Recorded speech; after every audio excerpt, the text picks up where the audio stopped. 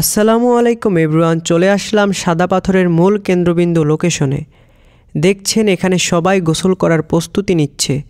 এখানে এক পাশে গোসল করছে এবং অন্য পাশে পাথরের রাজ্যে মানুষ ছবি তোলার সাথে সাথে সুন্দর মুহূর্ত উপভোগ করছে। আমরাও যাচ্ছি সামনের দিকে এখানকার স্বচ্ছ পানিতে গোসল করার জন্য। এই জায়গায় পানির পরিমাণ একটু কম রয়েছে, তাই সামনের দিকে যাচ্ছি।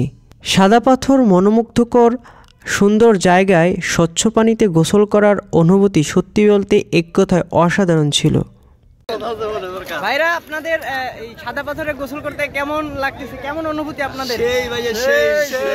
আলহামদুলিল্লাহ, আমাদের অনেক ভালো লাগতেছে। আমরা ঢাকা শহরে সাধারণত মগ এবং বালতি অথবা ঝর্ণাতে আমরা গোসল করি, কিন্তু এখানে এসে আমরা পাথর প্লাস হচ্ছে ঝর্ণার পানি এইগুলোতে আমরা এনজয় করতে পারতেছি। এই জন্য আমাদেরকে অনেক ভালো লাগতেছে। হ্যাঁ ভাই, কিন্তু একদম সঠিক কথাই বলছে। আমরা কিন্তু ঢাকা শহরে এই যে সুন্দর সুন্দর পাথর দেখা যাচ্ছে, এটাতে হচ্ছে আপনার সিমেন্ট বানানো হয়। বাংলাদেশের আপনার 50% পাথর এখান থেকে আর কি যাওয়া হয়। এটার নাম হচ্ছে সাদা পাথর। এই যে হচ্ছে ইন্ডিয়ার বর্ডার। যদিও মাঘ ফাল্গুন মাসে এখানকার পানির পরিমাণ অল্প থাকে, কিন্তু বর্ষাকালে এখানে সম্পূর্ণ জায়গা পাহাড়ি পানিতে টয়টুম্বর হয়ে যায়।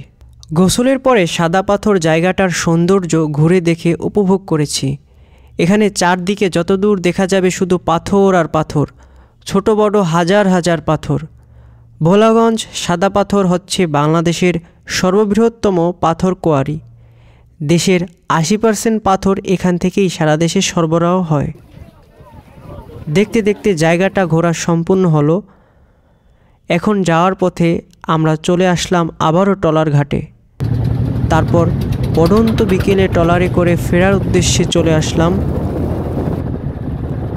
ভোলাগঞ্জ সাদা পাথর ঘুরে আমার অভিজ্ঞতা এক কথায় অসাধারণ ছিল।